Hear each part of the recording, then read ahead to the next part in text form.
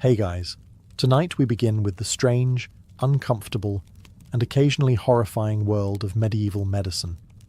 A world where diagnosing pregnancy involved more superstition than science. So before you get comfortable, take a moment to like the video and subscribe, but only if you genuinely enjoy what I do here. And let me know in the comments where you're tuning in from and what time it is for you. It's always fascinating to see who's joining us from around the world. Now dim the lights, maybe turn on a fan for that soft background hum, and let's ease into tonight's unsettling little journey together. If you think modern medicine can be confusing, imagine living in a world where health meant keeping your four bodily fluids in emotional harmony. Medieval Europe believed everyone was a walking soup. Blood, phlegm, yellow bile, and black bile. If any ingredient got moody, congratulations. You were dying, possessed, or both. Doctors at the time had no microscopes, no understanding of germs, and only a passing relationship with hygiene. Their main qualification was a robe, some Latin, and a terrifying amount of confidence. They diagnosed everything, gout, heartbreak, demonic influence, by holding your wrist and pretending to feel destiny.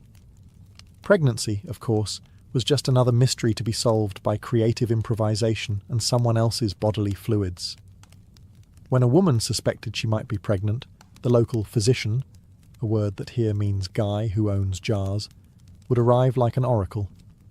He'd ask a few serious questions, squint at her colour, and declare he needed a sample. That meant urine, because medieval medicine always came back to pee. To them, urine was the body's autobiography. Colour, smell, texture, and the occasional omen. If it looked lively, pregnancy. If it looked melancholic, not pregnant. If it contained frogs, probably witchcraft. Most medieval doctors operated under the guiding principle of why not? If a theory sounded mystical enough, it was good science. They genuinely believed the womb was a wandering creature that roamed around inside a woman's body causing mood swings. One 14th century text even advised enticing the womb back to its place with pleasant aromas, which raises serious questions about what counted as pleasant. Still, we can't be too hard on them. They were working blind in a world with no microscopes, no hormones, and no understanding of how anything worked besides bread. What they lacked in accuracy, they made up for in flair, and confidence was apparently half the cure. Of all the bizarre pregnancy tests in medieval Europe, none was more popular, or more agricultural, than the wheat and barley test. It was simple, cheap, and perfectly disgusting. The woman would urinate on two small piles of grain, one wheat and one barley, and then everyone would wait a few days. If either pile sprouted, she was declared pregnant. If both sprouted, even better, the midwife would announce twins, or divine that the baby would be blessed. If neither sprouted, she was either barren, cursed, or just dehydrated. According to 14th century medical texts, barley sprouting first meant the baby would be a boy, and wheat meant a girl. So in theory, the plant kingdom was not only confirming conception, but doing gender reveals long before balloons and explosions. It's oddly poetic, life detecting life, and then everyone standing around staring at damp cereal. The logic, while absurd, had a kind of medieval elegance. People genuinely believed that a pregnant woman's urine carried the essence of new life, a sort of magical fertility vapour that could wake seeds from their sleep. It was biology by metaphor. The womb gives, the grain responds, everyone claps. The fact that it occasionally worked only made things worse. Modern science has actually tested this ancient method, and against all odds, found a grain of truth. Elevated levels of estrogen in pregnancy can slightly accelerate germination. In other words, it might work. But only if you ignore the part where people kept jars of urine in their kitchens for a week and called it divine revelation.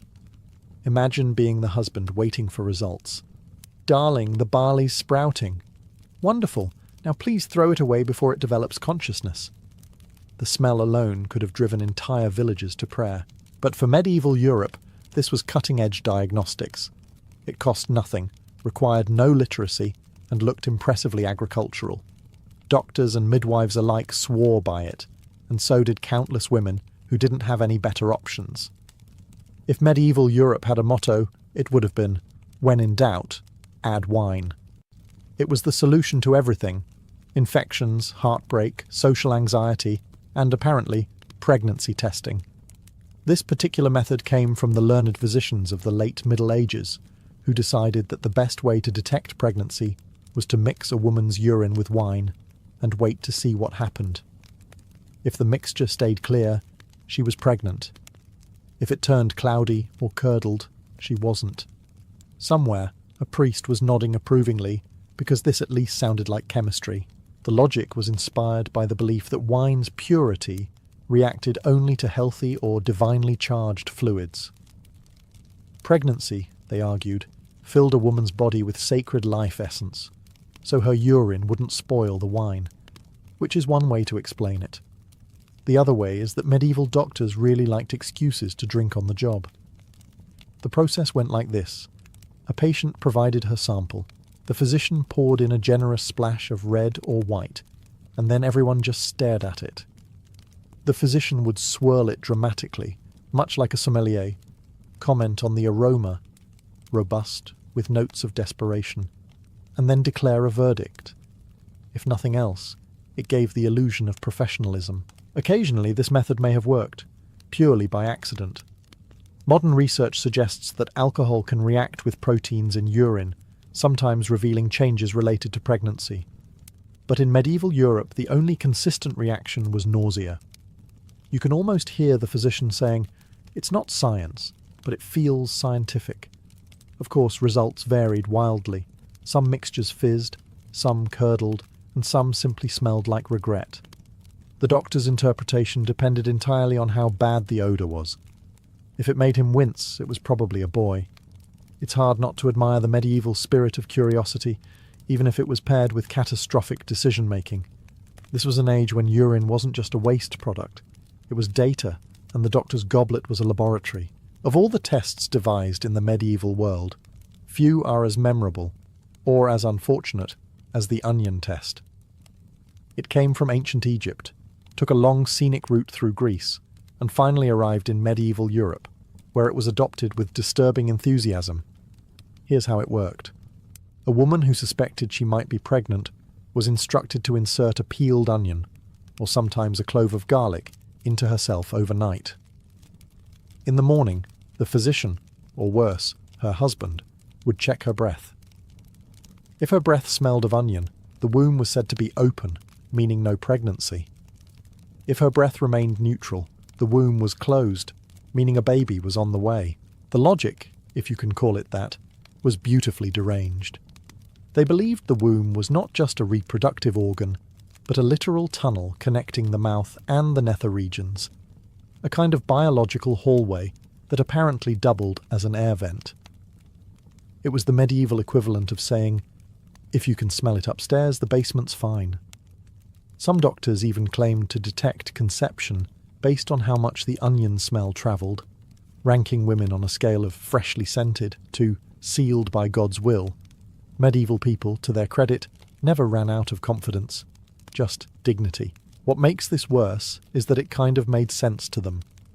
Ancient texts described the womb as a living creature, temperamental, mobile, and capable of wandering around the body if neglected. A wandering womb could cause hysteria, fainting, or apparently, onion-free breath. The cure? Fragrance therapy. Bring the womb back into position with pleasant smells near the pelvis and foul ones near the nose. Medicine at its most interpretive. One has to imagine the poor women involved, trying to keep a straight face while a man with bad Latin pronounced her sealed with mystery. For some, the test might have been mildly humiliating. For others, terrifying. But for physicians, it was just another day at work, diagnosing life through vegetables. So yes, in the Grand Museum of Medieval Medicine, the onion test deserves its own exhibit, preferably far from the air conditioning. By the late Middle Ages, the onion test had evolved, or depending on how you see it, mutated, into a new and improved version, the garlic breath test. Because if there's one thing humanity excels at, It's doubling down on a bad idea and making it smell worse. The method was nearly identical. Take a clove of garlic, insert it somewhere garlic doesn't belong, and wait overnight. In the morning, a trained professional, and I'm using that term as generously as possible, would lean in close and check for the scent on the woman's breath. If it wafted upward, the body was open and therefore not pregnant. If there was no trace of garlic, congratulations, you were expecting, and probably never kissing your husband again. The reasoning was, as usual, delightfully insane. Medieval physicians believed that air travelled freely through a woman's body, connecting the mouth, lungs, heart, and womb in one big continuous hallway. The garlic test, then, was a kind of plumbing inspection. If the vapours of the garlic reached the mouth, everything was open. If not, something, or someone, was blocking the pipeline.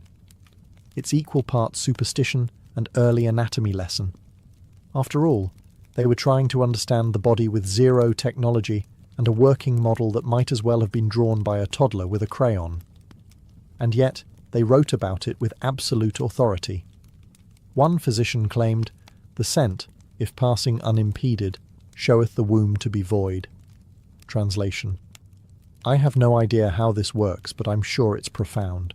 This wasn't some obscure village ritual either. It was recorded in medical texts and passed down for centuries.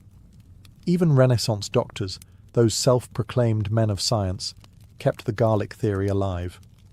Apparently, progress smells like lunch. Of course, not every doctor used garlic. Some preferred onions, leeks, or even rose petals for gentler results. Which means that medieval Europe was a place where you could walk into a physician's office and be prescribed a salad. At some point, medieval medicine decided that if plants and produce couldn't provide answers, maybe metal could. Thus was born the metal reaction test, a dignified experiment that involved, once again, urine. Because apparently, no one in the Middle Ages ever got tired of examining it under new lighting conditions. The process was simple. Collect the suspect's urine, pour it onto a piece of metal, lead, tin, or occasionally bronze, and wait. If the metal darkened, corroded, or changed colour, the woman was declared pregnant.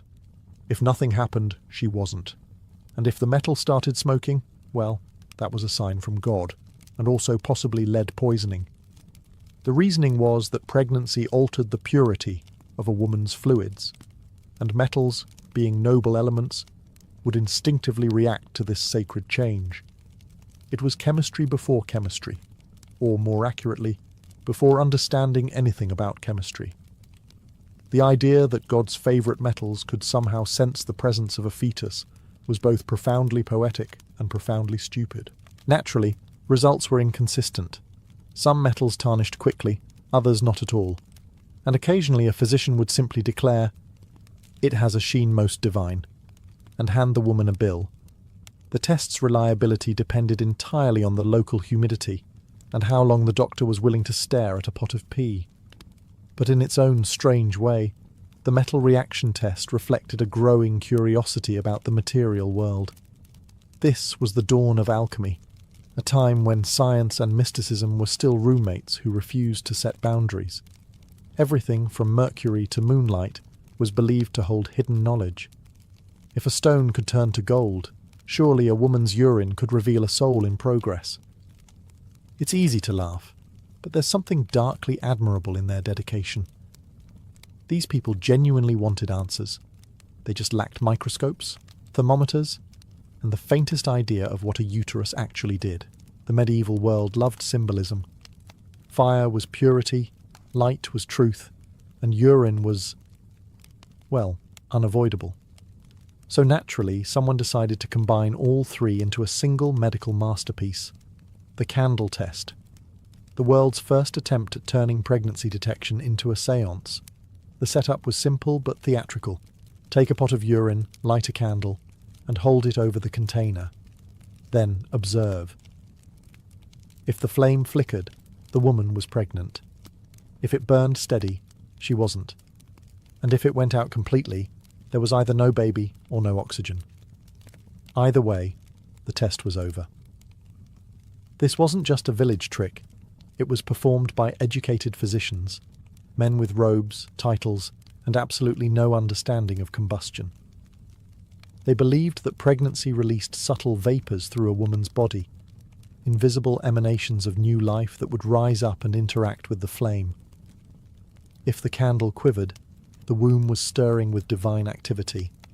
If not, maybe next year. Imagine the scene. A medieval doctor hunched over a glowing candle, muttering Latin incantations, while a poor woman sits in silence, watching her bodily fluids heat gently in a brass pot.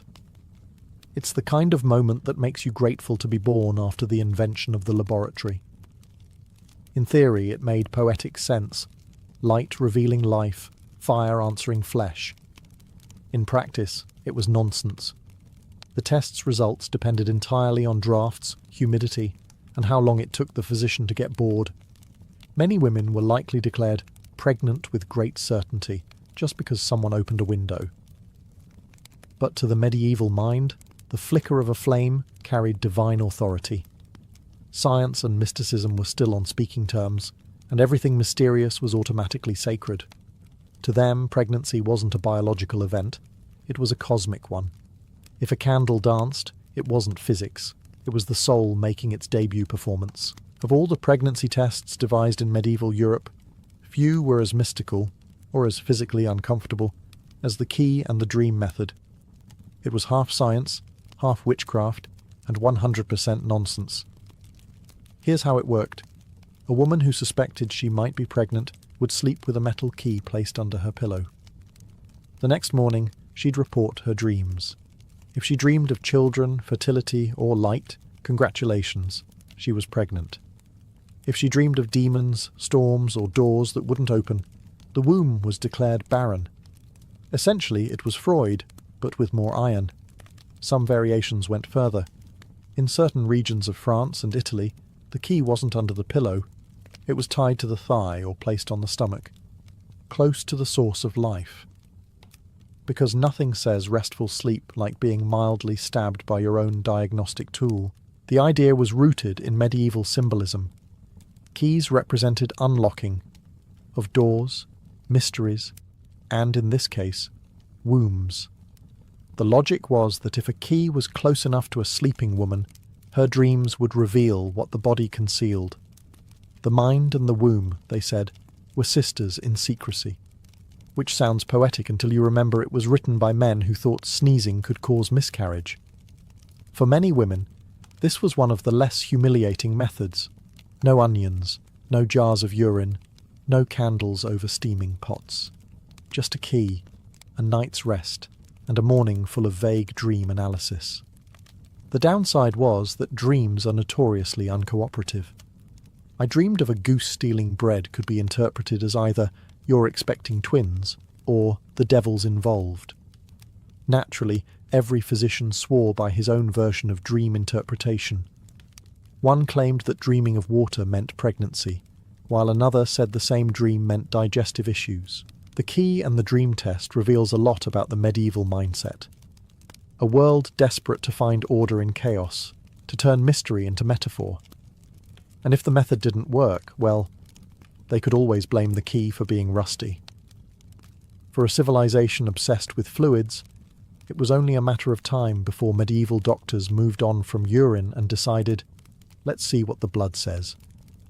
Thus emerged one of the more dramatic and unhygienic pregnancy tests of the era, the blood drop omen. The procedure began, as all good medieval medical experiences did, with a sharp object and misplaced confidence. The physician would prick the woman's arm, collect a few drops of blood, and drip them into a bowl of water. Then everyone leaned in to watch. Because in an age without Netflix, this was premium entertainment. If the blood spread gracefully through the water, it meant pregnancy.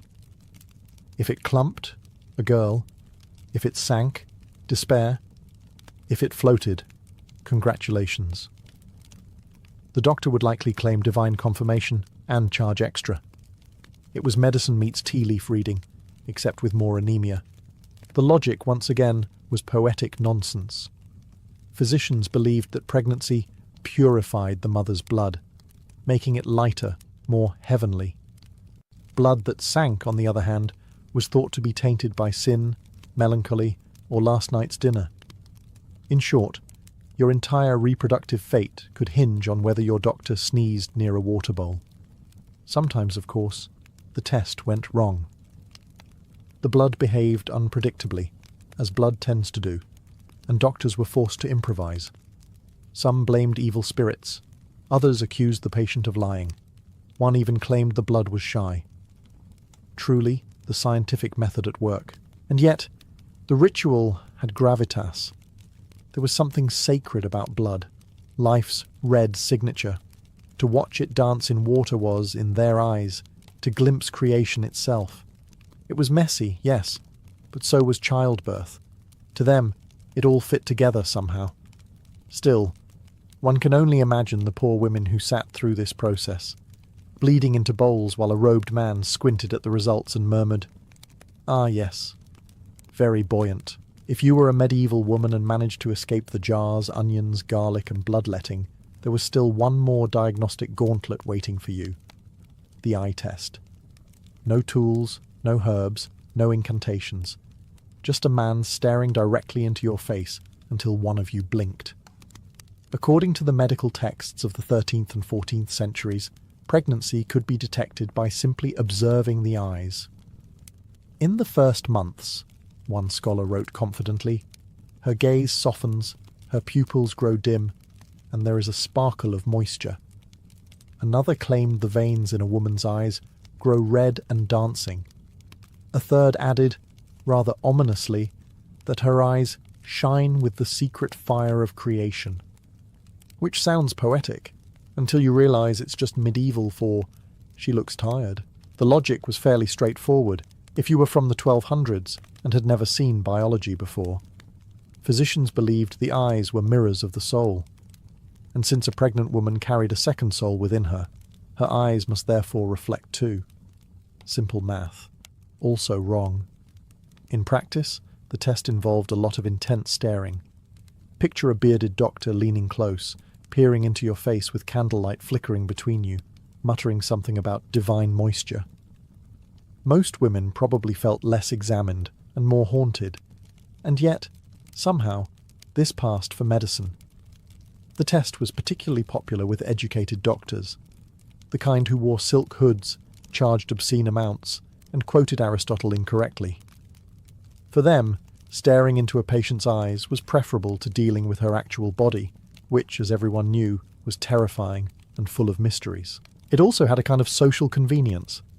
No awkward undressing, no urine jars, no garlic.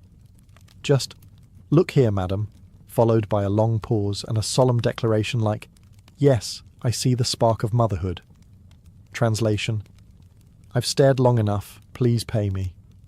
So yes, the eye test may have been one of the least invasive pregnancy methods of the Middle Ages, but it was also the creepiest job description ever written: professional eye contact specialist, part-time prophet. While the men of medicine were busy brewing potions, lighting candles over pots of urine, and pretending to understand Latin, the real experts of pregnancy were already hard at work: the midwives. These women didn't need onions, barley, or blood bowls. They had something far more powerful: experience, observation, and an unshakable sense of when someone was lying about just being bloated. Medieval midwives had seen it all. They were the unsung field researchers of an age that didn't believe in data, but loved gossip. While doctors wrote theories about the essence of life, midwives were the ones catching it, usually while standing in a smoky cottage, elbows deep in someone else's miracle. Their pregnancy tests were simple, and far more reliable than anything the universities came up with. They felt a woman's pulse, noted her skin tone, studied her walk, and paid attention to things like cravings and fatigue. They could often detect pregnancy weeks before any doctor's candle flickered or barley sprouted, and they didn't need to wave garlic around to do it. Of course, their accuracy made them suspicious. Men in authority were baffled by the idea that someone without a beard could know things they didn't. The church often accused midwives of witchcraft, because clearly anyone that competent must be in league with Satan. One midwife was even recorded as saying, The womb tells me what the woman cannot. For a 14th century cleric, that was basically a confession of sorcery. Yet despite persecution, these women persisted. They treated generations of mothers, often for free or for payment in bread. They relied on intuition, a sharp eye, and centuries of oral tradition passed from woman to woman. And they were usually right. Ironically, the midwives, not the scholars or priests, represented the first real science of pregnancy. Observation, pattern recognition, and practical knowledge. All the things the universities refused to admit mattered. By the late Middle Ages, analysing urine had become a full-fledged profession. Not a side hobby, not an unfortunate Tuesday, but an actual career path. The practitioners were known as uroscopists, and they were the rock stars of medieval diagnostics. These men strutted through towns in velvet robes, carrying crystal flasks filled with other people's bodily fluids, and somehow managed to convince everyone this was respectable. Their entire medical method revolved around one sacred object, the flask of urine, also known as the matula. It was usually held up to the light, swirled like fine wine, and examined for colour, clarity, bubbles, and occasionally omens. If the urine was pale yellow, all was well. If it was reddish, fever.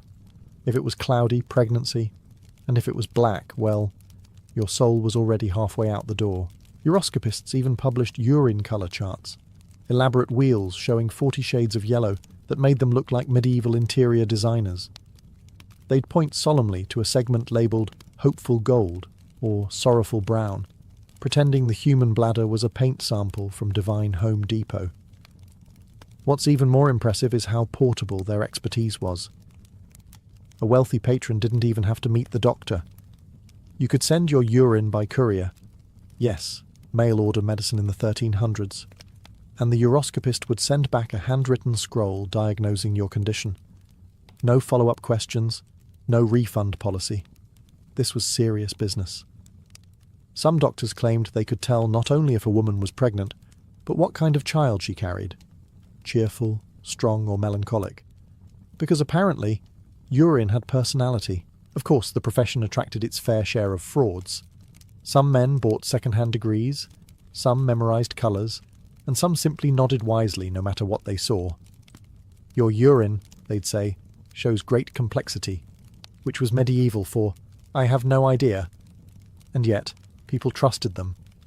In a world without labs, the matula was the closest thing to a microscope, an early attempt to read the body through what it discarded. Crude, yes. Gross, definitely. But in its own way, it was the Middle Ages trying, with all its sincerity and superstition, to look inside itself, one flask at a time. It was only a matter of time before the church noticed what was going on. People boiling urine under candles, sleeping on keys, and stuffing onions into places that weren't designed for produce. In a world where God was supposedly in charge of everything, the church didn't appreciate amateurs running their own biology experiments. Clerics began calling these pregnancy tests vain curiosities. That was medieval code for you're meddling in God's business.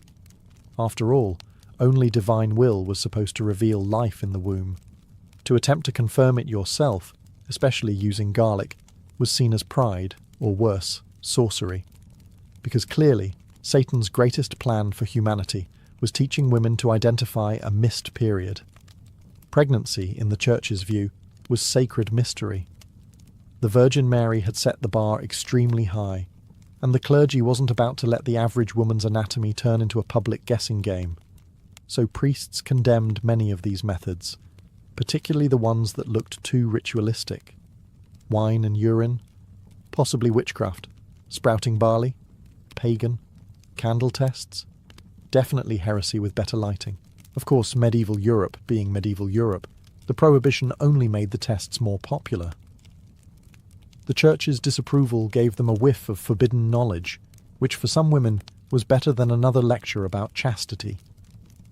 Midwives, already under suspicion for knowing too much, continued their work in secret, caught between religion and reason. It wasn't that the church opposed all forms of medicine. They just didn't like any process that allowed people to skip the priestly middleman. If you were sick, you confessed. If you were dying, you confessed faster. But pregnancy?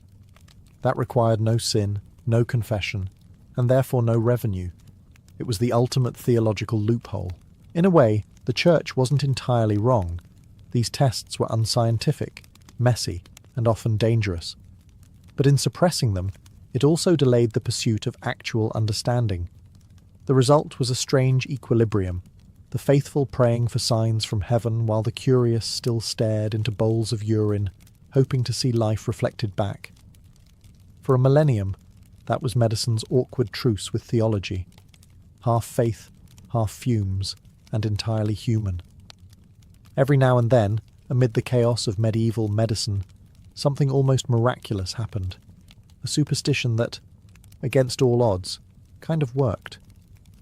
Not because anyone understood why, but because even a broken worldview gets one right occasionally. Take the wheat and barley test. Remember the one where women peed on seeds to see if they sprouted? Modern scientists actually revisited it and found a faint glimmer of truth. Estrogen in pregnant women's urine can stimulate seed germination, meaning that, without knowing it, medieval peasants stumbled upon an early form of biological assay, centuries before laboratories or microscopes. In other words, they invented pregnancy testing by accident and then immediately buried it under garlic and theology. Even the wine test, that strange medieval cocktail of bodily fluids and fermented grapes, had an unexpected scientific core. Alcohol does react with certain proteins and hormones present in urine during pregnancy. Of course, it was never precise, but it worked just enough to convince everyone to keep trying it, and possibly to justify drinking on the job. It's a recurring theme in history. Blind superstition tripping over actual science.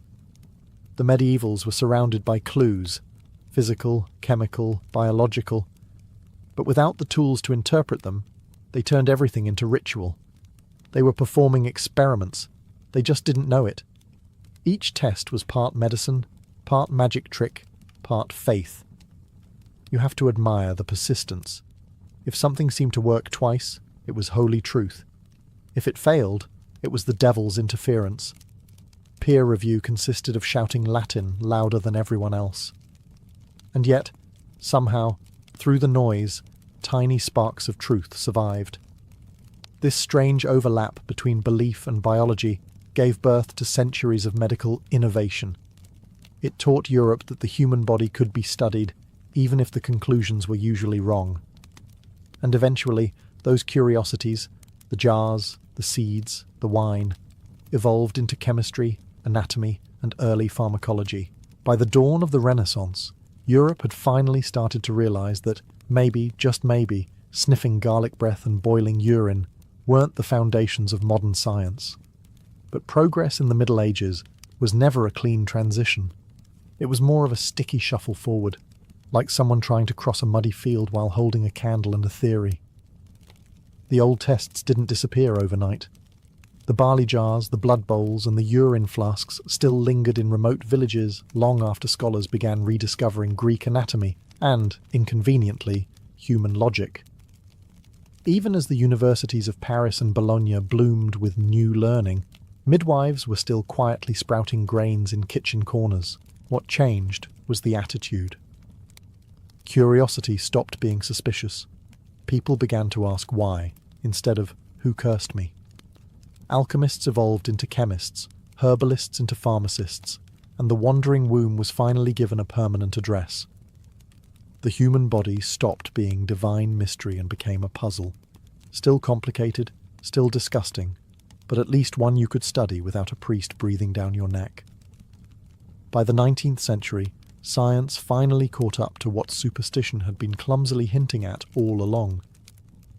The first reliable pregnancy tests used animal urine and hormones, an eerily sophisticated descendant of the barley jar, except with lab coats instead of aprons.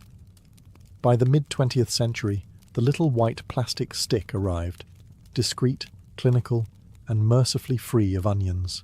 And yet, for all the centuries of progress, the core ritual hasn't changed. You still urinate on something, and wait for it to tell you your future. The difference is that now it's sanitary, private, and blessedly free of candlelight and theological commentary. Looking back, it's tempting to mock the medieval world for its absurdity, but there's something stubbornly human in it too. They were guessing, experimenting, hoping, just with worse lighting and no soap. Their failures paved the road we now walk with sterile hands. In the heart of Egypt's royal palaces, beyond the towering pylons and the scent of lotus gardens, lay a world the public would never glimpse. The royal harem, per Kent, the house of the secluded, was a place wrapped in mystery and myth. It was not simply a den of pleasure, as foreign chroniclers would later imagine, but a realm of education, politics, and quiet ambition. Within its scented chambers lived the wives, concubines, and daughters of the pharaoh, guarded by eunuchs and trusted officials who ensured no uninvited soul dared to cross the threshold. For the women inside, the harem was both paradise and prison. Silk and gold surrounded them, but so did rules, hundreds of them. The corridors echoed not with laughter, but with whispers, each one a seed of intrigue. The great royal wife, often the pharaoh's equal in status and ceremony, presided over this inner world like a queen within a kingdom. Beneath her were noble-born ladies, foreign princesses offered as tokens of alliance, and servants trained in grace, music, and obedience. Education was not neglected here. The daughters of Egypt's elite learned to write hieroglyphs, recite poetry, play the harp, and master the art of diplomacy. Every gesture mattered, for one wrong look or careless word could destroy a future. A favoured concubine might rise to influence, bearing a prince whose bloodline could one day claim the throne. Another might vanish overnight, erased by jealousy or rumour. The walls of the harem concealed more than beauty. They hid ambition sharper than any blade. Behind closed doors, alliances were formed, and secrets traded like gold. Couriers whispered through silk screens, carrying messages that could sway ministers or topple viziers. When the pharaoh fell ill or old, the harem became the battlefield of succession. Every woman with a son saw a crown in her dreams, and every servant carried knowledge worth killing for. To the people beyond the palace gates, the harem was a legend, a place of forbidden allure. But for those inside, it was a game of survival, where perfume masked fear and affection could be fatal. Beneath its painted ceilings, Egypt's most intimate power struggles began, not on the battlefield, but in the dark, perfumed silence behind the curtains. Every pharaoh's harem reflected his reign, his power, his vanity, his fears. Desire and diplomacy intertwined in ways even the gods might envy. The women who filled these gilded chambers were not merely ornaments, they were instruments of policy, chosen with care from noble families and foreign courts alike. To marry or bed a princess from Babylon, Nubia, or Hatti meant forging alliances that reached far beyond the Nile. Yet within the harem walls, these foreign women found themselves caught between reverence and resentment. They were symbols of Egypt's dominance, but also reminders of its vulnerability. At the top stood the great royal wife, the true queen of Egypt, often worshipped beside her husband as divine consort. She wielded authority not just in ceremony, but in council, sometimes acting as regent when the pharaoh was away or dead. Queens like Nefertari and Tiye proved that the harem could produce partners in power, not just concubines of pleasure. Their portraits on temple walls were more than art. They were propaganda, proclaiming to all that Egypt's stability began in the royal bedchamber. Below the queen, a delicate hierarchy ruled. Each concubine's value depended on her favour with the king and the birth of a son. Servants moved silently between silk partitions, bringing perfumes from Punt and honeyed figs from Thebes, while eunuchs maintained order with an almost religious devotion. The harem functioned like a small city, self-contained and heavily guarded. Even the architecture reinforced control. Labyrinthine halls ensured no outsider could enter, and no insider could easily escape. But desire in a palace of gods was dangerous. Every touch carried political weight. A single night's favour could change destinies. a forgotten lover could become a viper. The pharaoh's heart was an empire in miniature, rival kingdoms of affection rising and falling with every passing whim. The women knew this, and they played their roles with exquisite precision. Some relied on beauty, others on intellect, a few on cunning. In these perfumed rooms, politics wore the mask of passion. A well-timed smile could secure a throne for a son unborn. And while the men of Egypt built pyramids to honour their gods, it was the women behind veiled doors who built the legacies of kings, one whispered secret, one stolen night at a time. Life within the harem was not a simple indulgence in perfumes and silk. It was a system, structured, meticulous, and deeply symbolic. From the moment a girl entered the harem, her world shifted from the dust of the outer city to the fragrance of incense, the rustle of linen, and the silent discipline of ritual. Here, knowledge was a weapon, and the wise survived longer than the merely beautiful. Young women of noble or royal birth were educated by priestesses, scribes, and musicians in the art of refinement. They learned to read the sacred texts, to pour wine without spilling a drop, and to sing hymns that pleased both gods and men. Their voices echoed through painted corridors, each note designed to soothe or seduce. Beauty was rehearsed as if it were religion, hair braided with lapis and gold, skin anointed with oils from Nubia, eyes darkened with kohl to mirror the horizon at dusk. But beneath the cosmetics and ceremony lay something sharper, the understanding that charm could command armies, and a glance could unmake alliances. Philosophy, history, and politics often followed the lessons of dance and music. The most trusted tutors taught their pupils how to read faces, how to listen between words, and how to remember every small secret shared in passing. The daughters of pharaohs were schooled not just in elegance but in espionage, learning that the fate of Egypt could hinge upon a whisper behind a curtain. Many of these women were prepared for roles beyond pleasure. Some would become priestesses of Hathor, goddess of love and joy. Others would be sent as brides to foreign rulers, bearing both beauty and information. But those who remained within the royal walls grew into silent strategists, masters of influence in a world that pretended they had none. And through it all, they learned to mask emotion with grace. A jealous heart could be fatal, a careless confession, ruinous. The harem was an academy of subtlety, where smiles hid schemes and laughter disguised fear. In this school of silks and shadows, women learned how to wield power without ever appearing to hold it, and how to survive in a world that worshipped them one day and condemned them the next. No war was bloodier than the one fought behind the harem's closed doors. There were no swords or spears, only words sharpened like daggers, glances that could kill reputations, and gifts that carried poison. The royal harem was a battlefield disguised in silk, where alliances shifted with the wind, and enemies smiled over shared cups of date wine. Every woman inside the harem understood the unspoken law. Proximity to the pharaoh meant survival. A single look from him could turn a slave into a queen, or a queen into a memory. Jealousy festered beneath the perfume and laughter.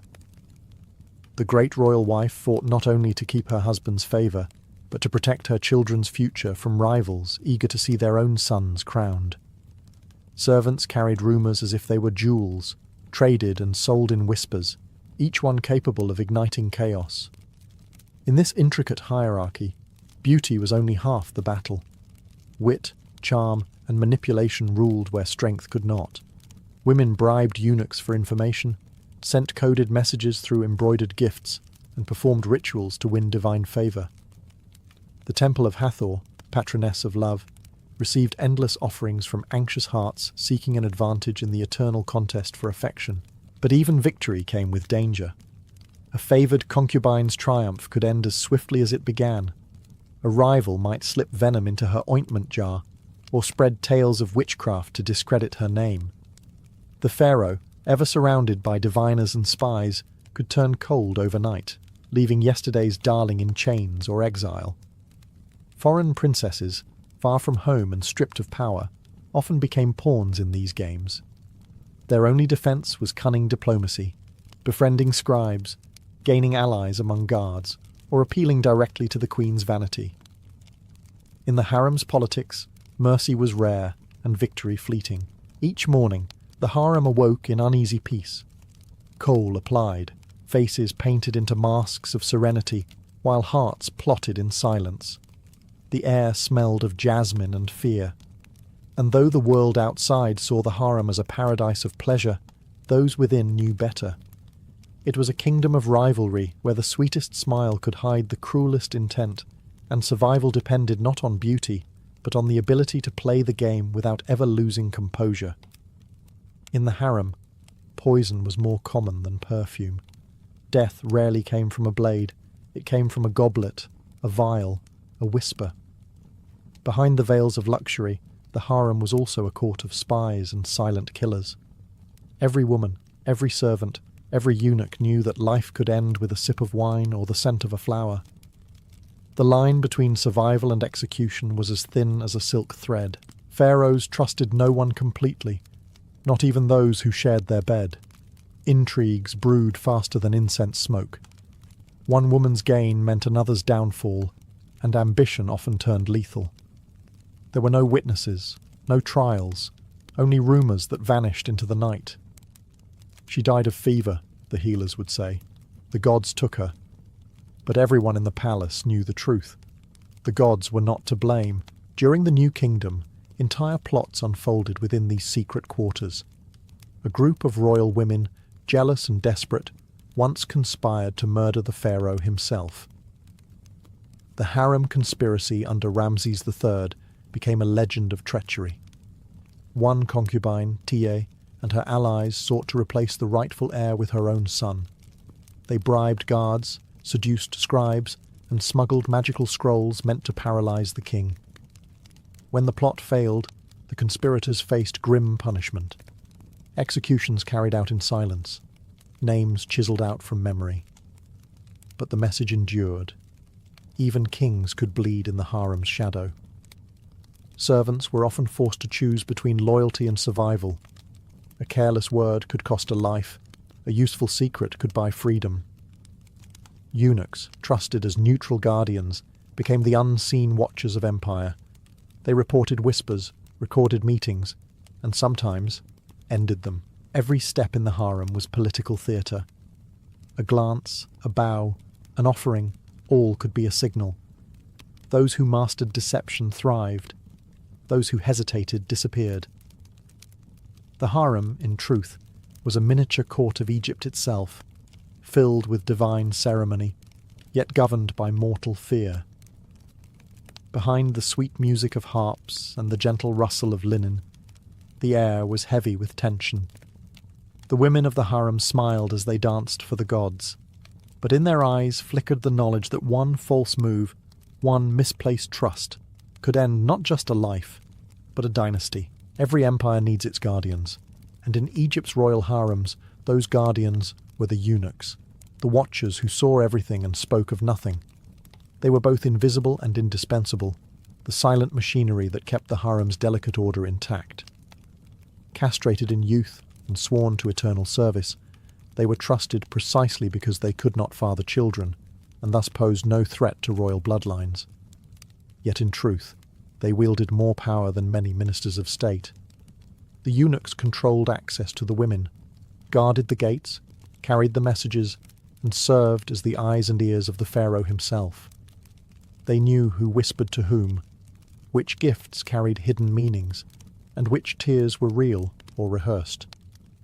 A single eunuch could make or destroy reputations simply by allowing or denying an audience. In a world ruled by secrecy, they were the masters of silence. Though their bodies had been sacrificed to service, many eunuchs compensated with intellect and cunning. They studied languages, politics, and theology, becoming indispensable intermediaries between the harem and the outer court. Some rose to positions of immense influence, advising queens, and even shaping matters of succession. The harem might have been governed by beauty and charm, but it was administered by men who had neither, and that paradox made them formidable. Life for them was a strange mixture of privilege and exile. They dined well, wore fine linen, and spoke directly to royalty, yet they remained outcasts, neither fully male nor accepted as equals by courtiers. In the palace hierarchy, they were both revered and pitied, symbols of absolute loyalty purchased at a terrible price. At night, when the palace quieted and the women's laughter faded into the walls, the eunuchs remained alert. They checked the corridors, sealed the doors, and reported any unusual sound. It was they who found the poisoned goblet before it reached the queen's lips, or intercepted the letter meant for a rival's destruction. Their vigilance kept Egypt's royal blood safe, or at least alive for another day. The eunuchs of Egypt were more than guards. They were witnesses to history's most secret moments. While pharaohs were immortalized in stone and queens in legend, these watchers of secrets faded into anonymity. Yet without them, the empire's golden silence would have long ago shattered. To outsiders, the royal harem gleamed like paradise, a realm of music, silk, and eternal pleasure. But to many who lived within its high stone walls, it was a prison carved from gold. The women of the harem possessed luxury beyond imagination, yet freedom was the one treasure denied to them. The same walls that protected their virtue also confined their souls. No woman could leave without permission. Visits from family were rare, and only the most trusted attendants or eunuchs could escort them beyond the gates. The Nile shimmered just beyond sight, tantalizingly close, yet forever out of reach. Even the gardens, lush with papyrus and lotus ponds, were enclosed, miniature Edens that served as reminders of the vast world they no longer belonged to. Daily life followed strict routine. At dawn, attendants brought scented water for bathing, while musicians played soft hymns to Hathor, goddess of love. The women dressed in fine linen, dined on figs, honey, and wine, and filled the hours with embroidery, poetry, or idle gossip. Yet beneath the elegance, monotony gnawed at their spirits. The pharaoh's absence could stretch for weeks or months, and boredom often turned to rivalry, envy, or madness. Some women sought solace in religion, praying to Isis for protection, or to Bastet for fertility. Others found comfort in forbidden friendships, small rebellions against a system that prized them for their beauty, but denied them purpose. There were tales of concubines who disguised themselves as servants just to walk in the streets again, only to be caught and never seen afterward. For those who once held power, foreign princesses, noble-born daughters, the confinement was especially cruel. They had been raised to rule courts, not to fade behind curtains.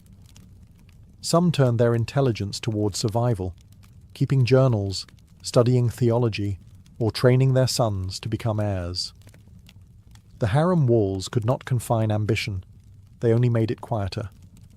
And yet, in this prison of gold, a strange resilience thrived. The women learned to adapt, to find meaning in the smallest freedoms. A secret letter, a shared smile, a glimpse of the sunset through lattice screens.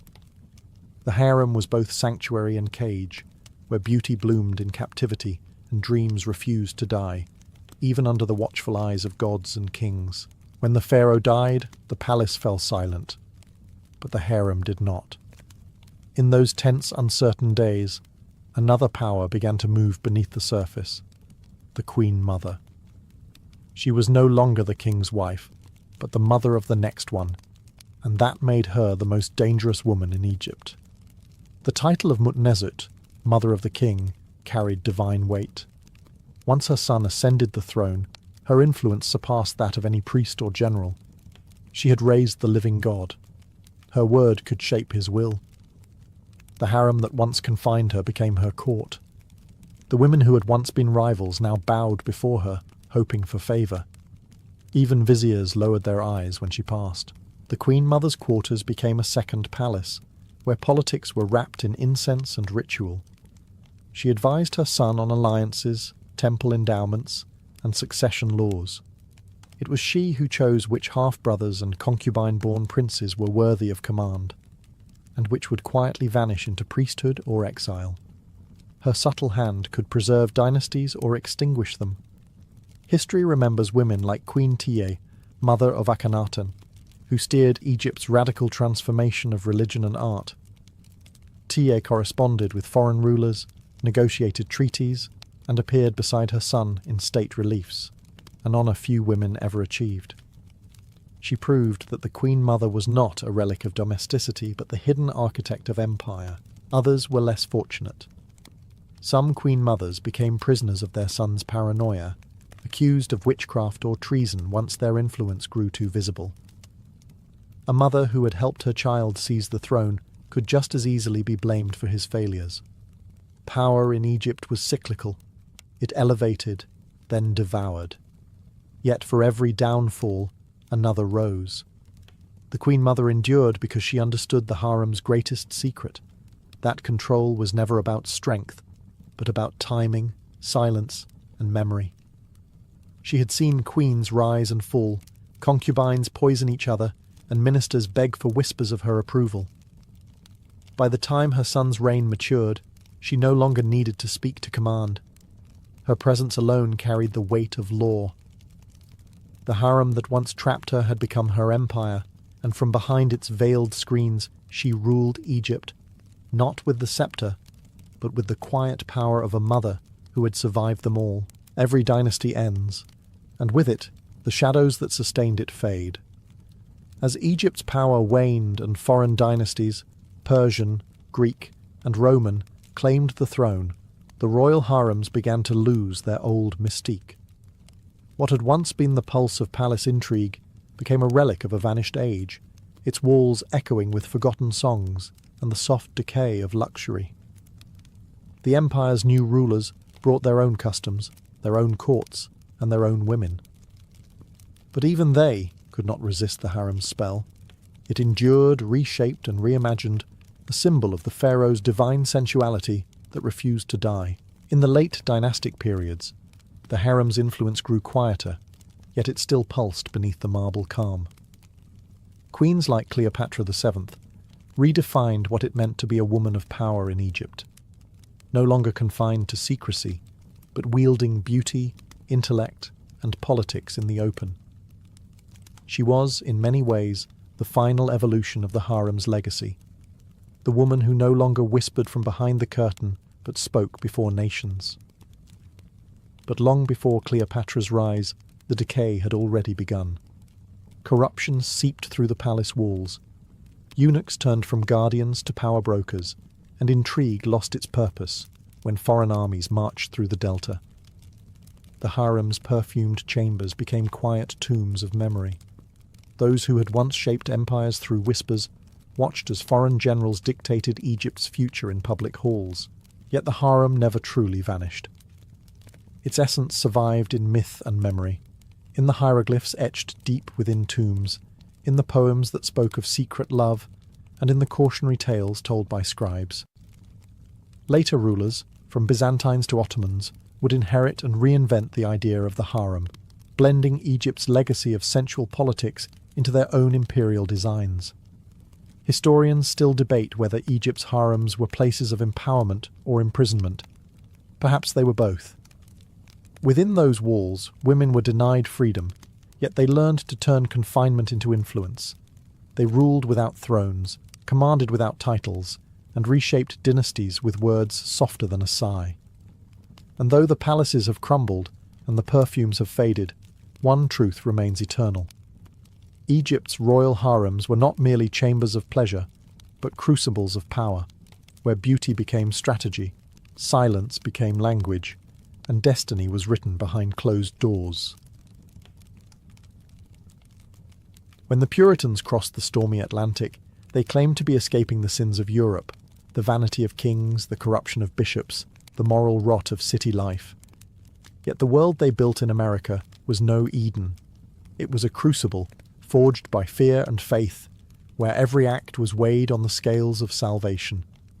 In the fledgling towns of Massachusetts, Connecticut, and Virginia, church steeples rose before taverns, and sermons echoed louder than laughter. God was everywhere, and so was the suspicion of the devil. Religion was not merely belief, it was law. Ministers governed not only souls but behaviour, dictating how one dressed, worked, married, and even dreamed. Dissent was treason, and temptation was an enemy hiding in plain sight. Puritan colonies were bound together by strict moral codes, but beneath the sermons of purity, human weakness simmered. Ministers preached chastity, but whispered with widows. Elders thundered about virtue while pocketing tithes. Sin was the one thing that needed no immigration papers. It had arrived long before the ships. Church records from the 1600s and 1700s reveal a society obsessed with discipline. Drunkenness, dancing, gossip, and even laughter at the wrong time were punishable offences. Yet for all their zeal, the Puritans were human, and repression had its consequences. Forbidden desires festered behind closed shutters, and when scandal finally surfaced, it struck with the force of divine wrath. Faith and power were inseparable. A minister's word could ruin reputations, dissolve marriages, and send men to the gallows. But power, once tasted, became intoxicating. In towns like Salem, Hartford, and Boston, religion blurred with politics. Ministers became mayors in all but name, wielding sermons as weapons. The pulpit became a throne, and every rival congregation a battlefield. And amid this suffocating piety, rumours grew. A pastor caught in adultery might blame witchcraft. A rival church might accuse another of harbouring Satan's agents. Behind every accusation, there was envy, rivalry, or lust dressed in holy robes. The God-fearing world of colonial America wasn't just a society of believers, it was a society afraid of its own shadow. The devil, they said, prowled in the wilderness. But more often than not, he wore the face of a neighbour sitting 2 pews away, smiling during prayer. In colonial America, ministers stood as the ultimate moral authorities, men believed to be chosen by God himself to guide the faithful. They were the interpreters of Scripture, the arbiters of salvation, and the voices of divine law. Yet, behind the pulpit's solemn dignity, many carried secrets that would have scandalized even the most hardened sinner in the pews. The irony of a preacher caught in sin was irresistible to a community that saw virtue and vice as cosmic warfare. One of the earliest and most notorious cases involved Reverend Henry Smith of Wethersfield, Connecticut. In the 1640s, Smith's fiery sermons against sin stirred fear and awe, until whispers began to spread. He was accused of greed, cruelty, and taking liberties with a female servant. His congregation divided, his reputation shattered, and Smith fled into obscurity. His downfall became a warning. When those who spoke for God sinned, the entire community trembled. But Smith was hardly alone. Throughout the colonies, pastors became entangled in moral and financial scandals. Some were caught embezzling church funds or manipulating tithes for personal gain. Others, far worse, were accused of adultery or improper conduct, with parishioners who came seeking comfort. Each revelation tore through the fabric of colonial society, exposing the uncomfortable truth that holiness and hypocrisy often shared the same pulpit. These scandals were not just personal tragedies, they were public events. The entire congregation became a courtroom, the sermons turned into trials. Ministers were expected to embody divine perfection, yet they were men surrounded by temptations amplified by power. A comforting visit to a grieving widow could turn into a whispered affair. A moment of kindness to a servant girl could become a gateway to ruin. And because the colonies lacked separation between church and state, moral failure was not merely shameful, it was political suicide. In a world where faith ruled every aspect of life, a minister's fall was the devil's triumph. The people saw such scandals as proof that Satan had infiltrated the church itself. Confessions were demanded, punishments were swift, and the cycle of sin and salvation continued. The preachers who once claimed to save souls became examples of corruption, their sermons echoing with the sins they secretly could not escape. Religion in colonial America was not a quiet matter of prayer. It was a war fought with sermons, pamphlets, and public humiliation. Churches were more than houses of worship. They were centres of political power, gossip, and control.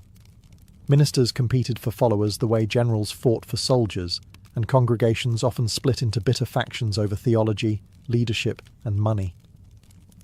Every dispute, no matter how small, was framed as a cosmic battle between good and evil. At the heart of these divisions lay pride and ambition. Ministers accused rival preachers of false doctrine, greed, or heresy, often disguising jealousy as zeal. Congregations broke apart, forming new sects that declared themselves the true followers of God. In Boston, the controversy surrounding Anne Hutchinson in the 1630s exposed this religious volatility. Hutchinson, a midwife and spiritual thinker, began teaching that grace came directly from God, not through ministers. For that, she was tried and banished, not just because of her beliefs, but because she threatened male authority in a world ruled by the pulpit. Her exile marked a turning point. Religion was no longer just faith, it was politics. Each new church carried with it the ghost of the last one, resentment, betrayal, and ambition disguised as holiness. Pastors built followings by attacking others, using their sermons to stir fear and loyalty. The more scandalous the accusation, the larger the crowd that gathered on Sunday. Colonial religion thrived on drama, and ministers learned early that outrage filled pews faster than Scripture alone. Disputes over money deepened the divide. Some churches fought over tithes, accusing others of misusing sacred funds to build lavish meeting houses or purchase expensive communion silver. Others quarrelled over who held the right to hire or fire clergy, the congregation or the colonial governor. These clashes often ended in public trials that blurred the line between courtroom and church service. In this environment, faith was as much performance as devotion. Congregants judged one another's righteousness like juries, and salvation became a competition. The church, meant to unite, instead fractured the colonies into endless rivalries. And in those rivalries, the whispers of scandal grew louder. For every sermon about heaven, there was a secret argument, a hidden affair, or a prayer muttered in envy, proof that beneath the hymns and hallelujahs, power, not piety, ruled God's house. By the late 17th century, religion and scandal in colonial America had taken on a darker tone. Fear became the most effective sermon. When ministers could no longer keep congregations loyal through faith alone, they turned to the devil. Witchcraft, that ancient shadow, became the perfect explanation for everything that went wrong. Failed crops, sudden illness, or moral collapse.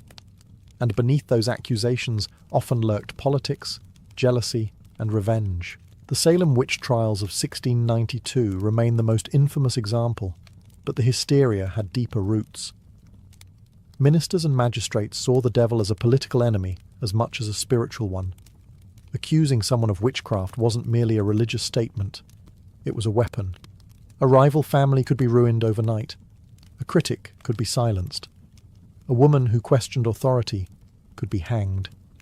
And all of it could be done in the name of God. Behind the pulpit, preachers like Cotton Mather thundered about invisible demons and divine justice. Yet many historians now see those sermons as political theatre.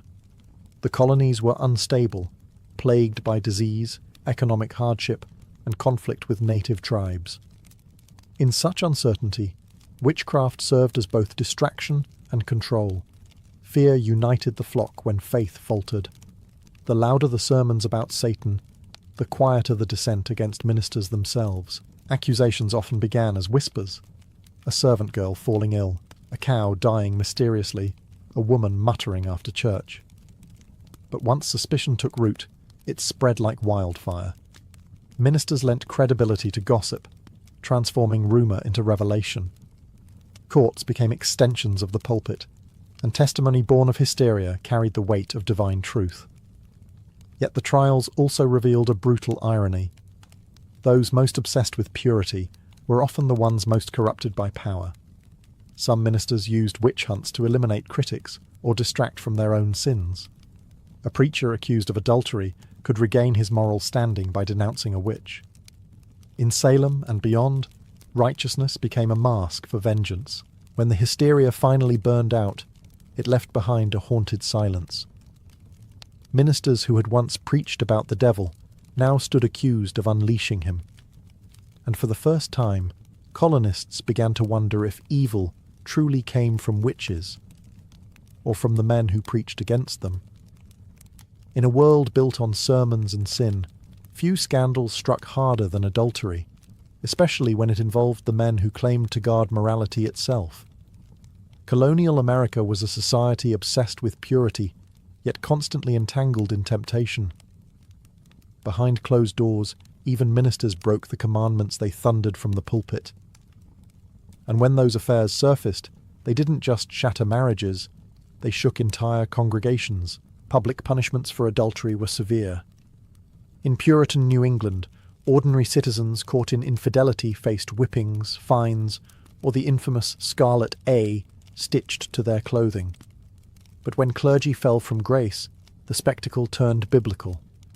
Ministers accused of adultery were dragged before their congregations, forced to confess in front of the very people they had once preached to. Yet even humiliation could not cleanse the hypocrisy, for the church often protected its own. One notorious example was Reverend Thomas Hooker's protege, the charismatic preacher Samuel Willard of Boston. Rumours spread that he had taken undue liberties with a married parishioner. The whispers reached the elders, but the church moved carefully. Too many influential families supported him. His sin was quietly forgiven, while lesser offenders faced ruin. The scandal revealed an uncomfortable truth. Morality was negotiable when power was involved. Other ministers were not so lucky. In smaller towns, accusations destroyed entire congregations. A preacher's affair could split a church into factions, one side crying for mercy, the other demanding blood. Sermons became battlefields of shame, and every verse about David and Bathsheba sounded uncomfortably close to home. Some preachers, caught in guilt, fled their parishes, others doubled down, preaching even harder against lust, hoping louder condemnation would hide private guilt. For women, the cost was far worse. A minister might be forgiven after a tearful confession, but his lover was branded forever. Temptress, or Jezebel, she would be cast out of the community while her partner returned to the pulpit. The colonies demanded female purity, yet excused male power, a double standard sanctified by scripture and upheld by scandal. In the end, every act of secret desire became a sermon in itself. Colonial America's obsession with righteousness made it blind to its own reflection. Behind every fiery warning of damnation stood a trembling soul, praying not for salvation, but that no one would discover what the preacher did after dark. In colonial America, confession was not a private matter of conscience. It was theatre. Religion demanded spectacle, and nowhere was that more evident than in the rituals of public shame.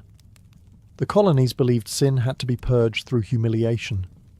Whether it was adultery, drunkenness, or blasphemy, every offence against God required a performance before the entire community. The Puritans held purity trials, informal hearings, where neighbours became judges and gossip became evidence. The accused stood in front of the congregation while ministers cross-examined them in God's name. Tears, trembling, and apologies were expected.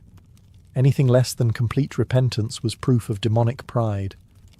Women often wept their way through these trials, heads bowed under linen veils, while men muttered that Eve's curse still lingered in their hearts. Ministers, of course, presided over these spectacles, sometimes the same men who privately carried their own sins. In towns like Ipswich and Salem, the church became a stage of spiritual voyeurism. Sermons would retell the crimes in vivid detail, transforming confession into moral entertainment. The faithful would murmur prayers for the fallen soul, and then whisper about them for weeks. Forgiveness was preached from the pulpit, but rarely practiced in the streets. Punishment was designed to remind everyone of their place beneath God's eye. Adulterers were paraded through town in coarse linen. Blasphemers were forced to wear wooden tongues as symbols of their wicked speech. In extreme cases, offenders were whipped or branded. The goal wasn't correction, it was fear. Every punishment reinforced the message that salvation depended not only on faith, but on obedience to the social order. Yet these rituals revealed more about control than holiness. Ministers and elders wielded shame like a tool to silence dissent, especially against women or lower-class citizens. A poor widow accused of immodesty could be ruined. A wealthy merchant caught in the same act could repent quietly with a donation to the church. Religion claimed to cleanse, but in practice it reinforced hierarchy. Over time, even devout colonists began to sense the cruelty beneath the piety. The very faith that promised redemption had become a system of domination, where forgiveness was conditional, confession was coerced, and holiness depended not on one's soul, but on one's standing in the community. By the early 18th century, colonial religion had become a mirror, reflecting its own contradictions. Ministers preached purity while hiding corruption. Congregations cried for moral order, yet revelled in gossip. The louder a man proclaimed his holiness, the more likely someone whispered about his sins. Hypocrisy became the colony's most accepted secret, the invisible glue holding a trembling society together. Church attendance was near mandatory, but faith was often performance. Families dressed in their finest sat through endless sermons and nodded solemnly as ministers condemned vanity and greed, only to discuss land deals and scandals over supper. Sunday was for repentance, Monday for rumour. Even the sermons themselves became political tools, crafted to flatter wealthy patrons or attack rivals under the guise of divine inspiration. Colonial diaries reveal how deeply this hypocrisy was woven into daily life. Women wrote of preachers who scolded them for pride while demanding private visits. Men confessed to manipulating scripture for profit. One Boston merchant admitted attending church for business more than belief, since most contracts were sealed with a handshake after service. The church was not only a sanctuary of souls, it was the stock exchange of reputation. The hypocrisy extended beyond individuals. Entire congregations played at righteousness while protecting their own scandals. When a prominent elder's son was caught in adultery, the matter was quietly handled. But if a servant girl was accused, her punishment was swift and public. Double standards were justified through scripture, twisted to preserve the hierarchy of gender and class. Sin was not measured by its nature, but by who committed it. Ministers, once the unquestioned moral beacons of the colonies, began to lose their aura of divine authority. Too many had been caught in contradictions, preaching against temptation while secretly indulging in it. The pulpit, once feared, became a stage for skepticism. Parishioners whispered during sermons, wondering whether their preacher's tears were genuine or rehearsed. This slow erosion of trust planted the seeds of a new kind of faith, one that would rise later with the Great Awakening. People began to crave sincerity over ceremony, grace over judgment. But in this moment, the colonies remained trapped in their own theatre of virtue. They sang hymns of repentance with lips that lied and prayed to a God who, by now, must have learned to ignore their hypocrisy. By the 1730s, the colonies had grown weary of hollow sermons and moral masquerades. The hypocrisy of old churches had drained faith of its fire. Then came the Great Awakening, a storm of revival that swept through towns like wildfire, promising rebirth and truth. Travelling preachers thundered across fields and meeting houses, urging colonists to abandon pretense and face their sins directly. For the first time, religion became emotional, raw, and personal. Men like George Whitefield and Jonathan Edwards shattered the calm of traditional worship. Their voices rose not from pulpits of polished wood, but from the open air, where thousands wept and shouted under the sky. Edwards' famous sermon, "Sinners in the Hands of an Angry God," painted salvation as a trembling thread over the fires of hell. Fear, passion, and repentance mingled until faith felt alive again. But this awakening was not only spiritual, it was social rebellion. The movement challenged the established clergy, exposing their greed and moral failures. Ordinary people no longer needed permission from ministers to speak with God. Women, servants, and even enslaved Africans found their voices in revival meetings, proclaiming visions, dreams, and divine callings. The Great Awakening gave power to the very people colonial religion had long silenced. Established churches panicked. Ministers denounced revivalists as fanatics, accusing them of spreading hysteria. Pamphlets flew like arrows, sermons mocking other sermons, accusations of false prophecy and sexual immorality. The revival that promised purity instead revealed the rot beneath the system. When revivalists wept openly for grace, traditional clergy sneered that such displays were immodest. But behind that contempt was fear of losing control over the pulpit and the purse. Scandals multiplied as preachers who claimed divine revelation fell into the same traps as their predecessors. Charismatic revivalists were caught in affairs, misusing donations, or preaching apocalyptic visions for profit. The public, once moved to tears, began to question whether any man of God could truly be trusted. Yet for all its chaos, the Great Awakening tore away religion's mask. It revealed faith as both fragile and powerful, a force that could inspire redemption or ignite madness. In trying to cleanse the colonies, revivalists succeeded in doing something far more dangerous. They made the people see that sin didn't live in the wilderness or the witch, but within every beating heart, including their own. As the colonies marched toward revolution, the moral storms of the past century left behind a permanent mark. Religion had started as a refuge, a place for salvation in a wild and uncertain world, but by the mid-1700s, it had become both sword and shield. Ministers invoked scripture to bless rebellion, just as their predecessors had used it to justify obedience. Churches that once condemned dissent now preached liberty from the same pulpits, where witches had once been cursed. Faith had learned to change its face with the times, and scandal remained its shadow. The lines between politics, morality, and divine will blurred completely. Preachers used sermons to rally militias, comparing King George to Pharaoh and the colonies to the Israelites. Congregations cheered, forgetting how only decades earlier similar sermons had condemned rebellion as satanic pride. The hypocrisy that once poisoned the church now fueled revolution.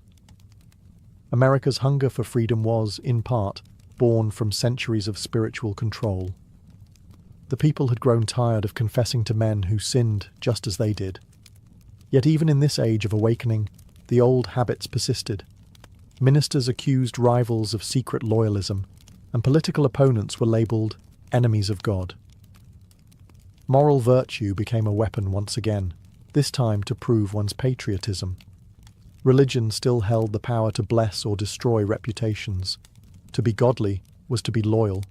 To doubt was to risk exile. The colonies had traded one kind of tyranny for another, cloaked now in divine rhetoric, but the legacy of scandal never truly vanished. It transformed. Instead of witch hunts and public whippings, there were pamphlet wars and whispered accusations of infidelity or heresy. Faith continued to police the soul, only now through reputation rather than law. The pulpit's power shifted, but it did not fade. In the end, colonial America's greatest sin was not adultery, blasphemy, or greed. It was the belief that faith and power could coexist without corruption. Every sermon, every scandal, every confession had proven otherwise. The colonies entered independence with churches still divided, ministers still flawed, and believers still human, forever caught between salvation and shame. And so the story of religion in early America closed as it began, not with purity, but with the uneasy truth that the same faith that built a nation also nearly damned it. In the 1630s, the Massachusetts Bay Colony stood as the shining example of Puritan ambition, a model Christian commonwealth governed by scripture and strict discipline. Its founders believed they were building God's earthly kingdom, a city upon a hill for all the world to admire. Yet beneath that vision of unity, cracks had already begun to form. The colony was prosperous, yes, its towns growing, its churches multiplying, but its government was suffocating. Political power rested in the hands of a small circle of magistrates and ministers who claimed to speak for God. For ordinary settlers, it felt less like a holy refuge and more like a sanctified cage. Among the restless was a man named Thomas Hooker. a respected minister and scholar from Chelmsford, England. Hooker had fled persecution in his homeland, hoping to find spiritual freedom in the New World. But what he discovered in Massachusetts was not freedom at all. The Puritan leaders, led by Governor John Winthrop, insisted that only full church members could vote or hold office. Salvation, they believed, gave a man not just a soul, but a voice. Hooker, however, saw danger in that union of faith and authority. He believed government should rest on the consent of the governed, not merely on the approval of the elect. Hooker's sermons began to stir unease. He preached that God's grace did not make men superior in earthly matters, and that every free man should have a say in how he was governed. To some, his words were heresy. To others, they were liberation. The colony's elders feared Hooker's ideas would unravel their fragile theocracy. A minister questioning the link between salvation and power was more than a theological nuisance. It was a political threat. By 1635, tensions between Hooker and Massachusetts authorities had reached their breaking point. The debates grew heated, the sermons sharper. Hooker's followers, farmers, craftsmen and settlers, tired of rigid rule, began to dream of a new beginning. They no longer wished to live under men who equated dissent with sin, and so, beneath the banners of faith, the seeds of rebellion were quietly sown. Hooker would not stay to reform Massachusetts from within. He would build something new beyond its borders, a colony where church and government could exist without suffocating one another, a vision that would soon reshape American democracy. In the spring of 1636, Thomas Hooker gathered his congregation in Cambridge, Massachusetts, and made an announcement that sent ripples through the colony. They were leaving. Not for England, not for another established town, but for the wild, untamed lands to the west, beyond the control of the Massachusetts General Court. To most Puritan leaders it sounded like madness. To Hooker and his followers it was a pilgrimage, not of exile, but of conviction. The decision was both theological and political. Hooker believed that Massachusetts had betrayed the very ideals it claimed to protect. The colony's leaders had built a system that preached equality before God, but practiced elitism in government. Only the visible saints, those deemed saved, had the right to vote or participate in political life. To Hooker, this was tyranny disguised as holiness. He declared that the foundation of authority is laid in the free consent of the people. It was a radical notion, centuries ahead of its time, and one that could not survive under Winthrop's rule. In June of that year, Hooker led around 100 men, women and children, his entire congregation, on a grueling trek through the New England wilderness. They packed ox carts with what little they could carry: seeds, tools, Bibles, and the unshakable belief that God had called them to something greater. For 2 weeks they trudged westward, through forests thick with mosquitoes, across rivers swollen with spring rain. There were no roads, no inns, only faith and endurance. Accounts from the journey tell of exhaustion and hunger, yet also of unity. At night, the settlers camped beneath the stars, singing hymns and praying for strength. Hooker, already in his 50s and ailing, rode on horseback at the front, his resolve unbroken. He told his followers that hardship was proof of divine favour, that their struggle was the price of liberty. When they finally reached the fertile valley of the Connecticut River, the wilderness must have seemed like paradise. Rich soil, fresh water, and open land stretched in every direction. Here, far from the shadow of Boston steeples, they would plant both crops and ideals. The settlement they founded, Hartford, was not just a refuge, it was a declaration that freedom, even when born of faith, must be chosen, not imposed. The Connecticut River Valley was more than a new home, it was a blank slate. For Thomas Hooker and his followers, the settlement they began in 1636 was a test of faith and principle. They called it Hartford, after Hooker's parish in England, but its foundation was not built on nostalgia. It was built on rebellion, quiet, moral rebellion against Massachusetts' rigid hierarchy. From the start, Hartford's settlers made one thing clear: this would not be another theocracy disguised as democracy. In Massachusetts, ministers and magistrates worked hand in hand, declaring that divine election determined political worth. In Connecticut, Hooker and his followers sought a government rooted in community consent rather than church privilege.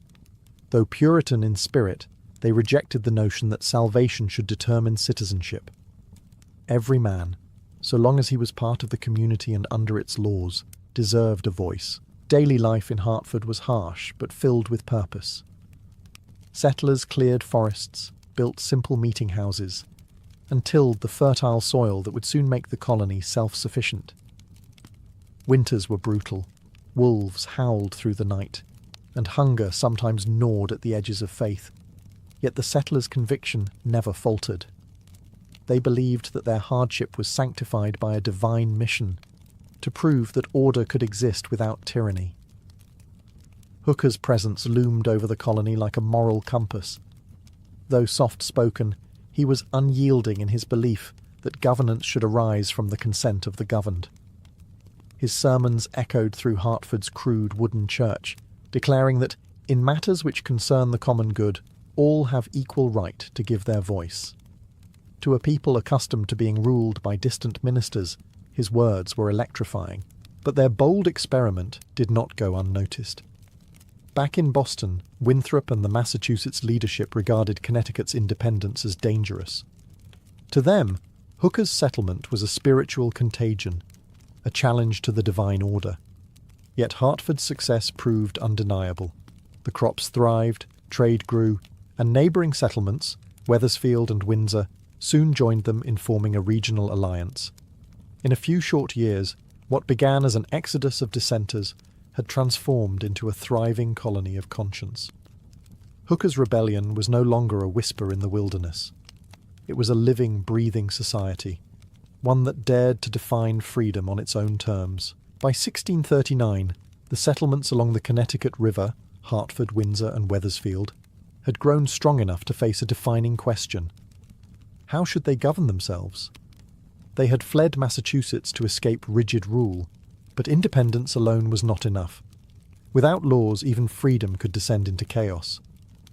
Thomas Hooker, though weary from age and illness, guided the colony toward an answer, an experiment in government that would echo through history. The result was the Fundamental Orders of Connecticut, adopted in January 1639. To later generations, it would be known as the first written constitution in the Western world. But to its creators, it was a covenant, a sacred contract among equals. Unlike Massachusetts, where citizenship and voting were bound to church membership, the Fundamental Orders declared that political authority came from the free consent of the people. Government was not divine privilege, but a human trust.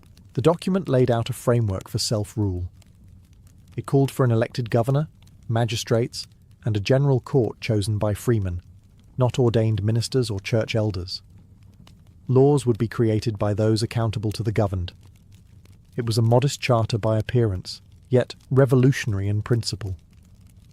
For the first time in the New World, a government claimed its legitimacy from the people rather than from God's supposed representatives. Hooker's influence was unmistakable. Though not the author of the orders, his sermons had planted their philosophical roots. Years earlier, he had preached that the foundation of authority is laid in the free consent of the people. Now, those words had become law. This simple yet radical notion, that government derives power from the governed, would one day form the backbone of the United States Constitution. For Hooker's followers, the adoption of the orders marked a triumph of faith through reason. They believed they had honoured God by granting liberty, not by hoarding it. The colony celebrated with prayers, thanksgiving, and a renewed sense of divine mission. But their boldness carried risks. To Massachusetts, Connecticut's new government looked dangerously democratic, a spiritual and political revolt. Still, Hooker's settlers held their ground. In the silence of the frozen Connecticut River Valley, a revolution had begun, one not fought with muskets, but with principles inked on parchment and sealed by conviction. Connecticut's quiet revolution did not go unnoticed. To Massachusetts Bay's leadership, Hooker's colony was not a sister settlement. It was a rogue state. The idea that men could govern themselves without church oversight was more than heresy. It was political contagion. The Massachusetts magistrates feared that if Hooker's doctrines spread, their own authority, wrapped in divine justification, would crumble. And so began a cold war of words, theology, and pride. At first, the tension was cloaked in diplomacy. Massachusetts sent letters questioning Connecticut's right to establish an independent government without permission from the original royal charter. They reminded Hooker and his allies that the land along the Connecticut River had once been claimed by Massachusetts traders. Beneath the polite language ran a clear threat: submit to Boston's authority or face legal and spiritual consequences. Hooker responded not with defiance, but with scripture. In his sermons, he reminded his congregation that even Moses had sought counsel from the people before leading them through the wilderness. Authority, he argued, must serve the governed, not rule them. His words spread quickly, copied by hand and carried from village to village. For many colonists across New England, Hooker's defiance gave voice to something they had long felt but dared not say, that holiness and hierarchy were not the same thing. Massachusetts ministers countered by labeling Hooker's colony a breeding ground for error and disorder. Some accused him of sowing the seeds of anarchy. Others hinted that such democratic notions would invite divine wrath. Yet Hooker's followers remained steadfast. They refused to attend Massachusetts synods, refused to tithe to Boston churches, and even refused to obey colonial summons. For a people raised to obey authority as a sacred duty, such resistance was nothing short of revolutionary. The dispute soon spilled into the courts. Massachusetts tried to reclaim the river towns through royal charters and trade restrictions, but Connecticut held firm. Backed by their alliances with local native tribes and their growing prosperity, the settlers stood their ground. In the end, Massachusetts realized that force would only divide the Puritan cause. Hooker had won, not through rebellion or blood, but through conviction. Connecticut remained independent, a living argument that moral authority did not require Massachusetts's blessing, only the courage to stand apart from it. Freedom came at a price. The Connecticut settlers, though spiritually and politically independent, were surrounded by challenges that tested their resolve far more than theological debates ever could. The Connecticut River Valley was fertile, but it was also contested land. Home to powerful native tribes like the Pequot and the Mohegan, and coveted by Dutch traders from New Netherland. Hooker's followers had left Massachusetts to build a godly republic, but they soon found themselves fighting for sheer survival. The most immediate threat came from the Pequot tribe, who controlled much of the fur trade in the region.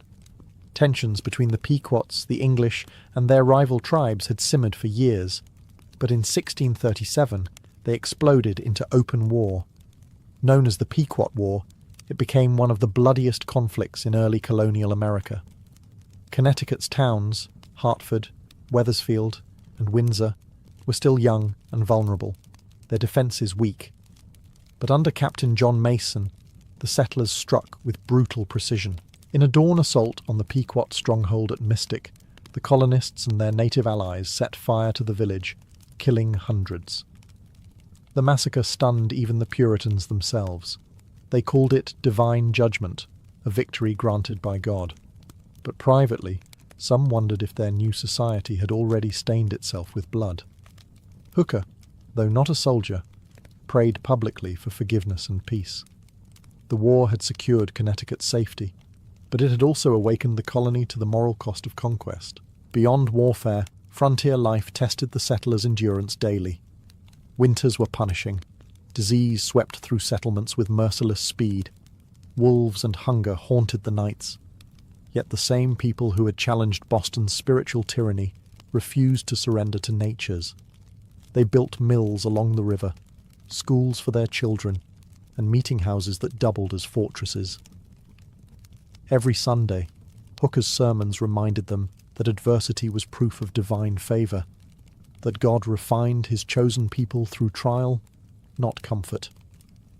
By the early 1640s, Connecticut had survived famine, war, and political isolation. What began as a daring exodus had matured into a resilient society. But the colony's identity, independent, defiant, and morally self-assured, was being forged not just in faith or law, but in fire. The wilderness had tested them, and they had learned to thrive in it.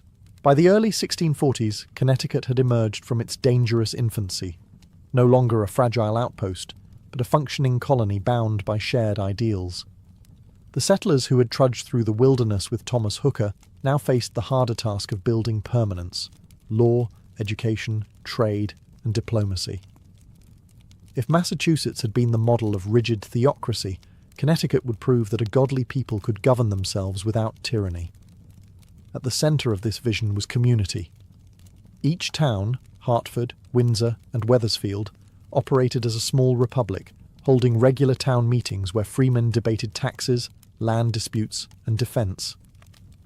These meetings were lively affairs, full of argument and scripture in equal measure. Ordinary farmers spoke alongside magistrates, and decisions were made by vote, not decree. For the first time in the English colonies, democracy was not an abstract theory. It was daily life. Hooker encouraged literacy and learning, believing that a self-governing people must also be an educated one. The colony established schools, ensured children could read the Bible, and invited ministers to teach not just theology, but moral reasoning. In Hartford, Hooker's church became a centre of debate, the crucible of ideas that would later shape the American conscience. "He who governs himself," Hooker once said, "need not fear the rule of another." It became a quiet creed for generations to come. Economically, the colony prospered. The fertile Connecticut River Valley produced abundant crops, and trade flourished with neighbouring colonies and native tribes. Ships carried lumber, grain, and furs downriver to Long Island Sound, linking Hartford to the wider Atlantic world. But even in success, Connecticut maintained its humility. Wealth, Hooker warned, was a fleeting grace if not anchored in godliness. Prosperity, he insisted, must serve virtue, not replace it. Still, challenges lingered. Religious disputes occasionally flared, and questions about authority tested the fragile balance between freedom and order. Yet compared to the iron grip of Massachusetts, Connecticut's governance was remarkably tolerant.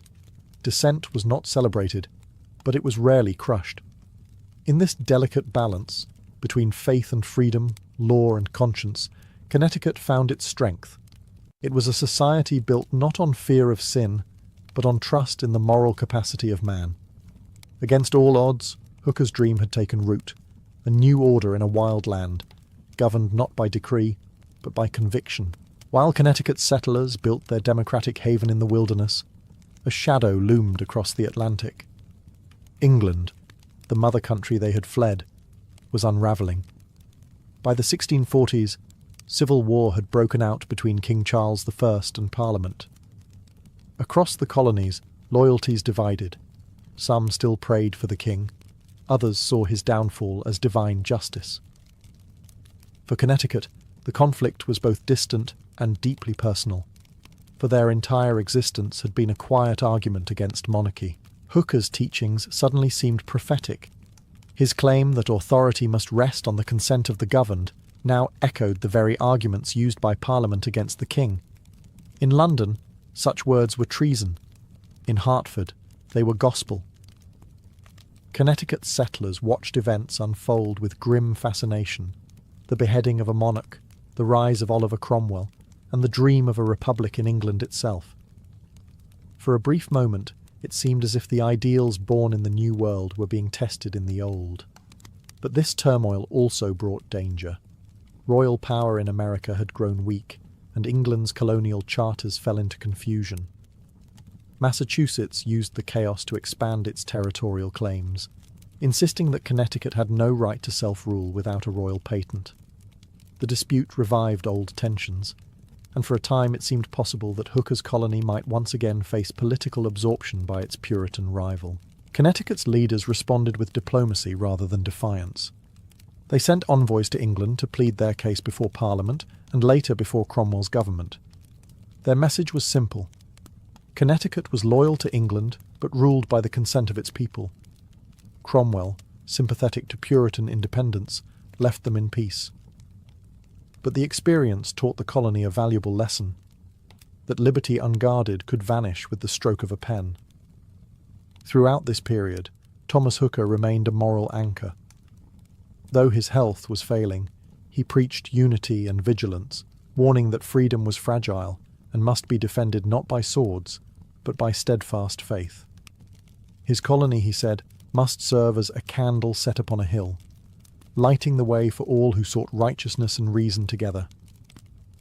As England burned in civil war, Connecticut stood steady, small, defiant, and sure of its purpose, to prove that government by conscience could outlast government by crown. By the time Thomas Hooker died in 1647, his body had grown frail, but his ideas had already taken root in a new world. The man who once walked through the wilderness at the head of weary settlers left behind something far greater than a town. He left the first blueprint for democracy on American soil.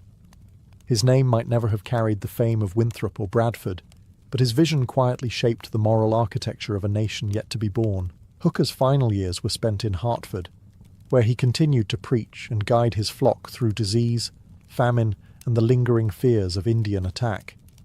Yet even in hardship, he refused to bend to despair.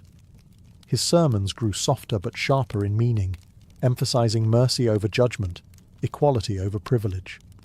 When other Puritan leaders obsessed over sin, Hooker preached about conscience, the divine voice within every man. He told his people that true authority was not granted by ministers or monarchs, but by God speaking through the collective wisdom of the people themselves. After his death, his followers carried that torch forward. The fundamental orders remained the foundation of Connecticut's government, a living testament to his principles. Even critics in Massachusetts grudgingly admitted that Hooker's colony had achieved something remarkable: stability without tyranny. Generations later, his words would echo in the rhetoric of the American Revolution, when patriots declared that government derives its just powers from the consent of the governed. Those phrases, often attributed to Enlightenment thinkers, were born in the pulpit of a Puritan preacher on the edge of the wilderness. Hooker's influence outlived the theocracy he challenged. While Massachusetts clung to its narrow orthodoxy, Connecticut's more inclusive system attracted settlers from across New England. The colony thrived in peace and prosperity, its people proud of a government that balanced liberty with law. Even when royal charters and governors later tried to assert control, Connecticut's democratic habits proved impossible to uproot. In the grand story of America, Hooker's march to the Connecticut River was more than a migration. It was a statement of faith in humanity's moral capacity. His colony stood as proof that conscience, not coercion, could bind a people together. And in that truth lay the seed of a future republic, one born not from conquest, but from conviction.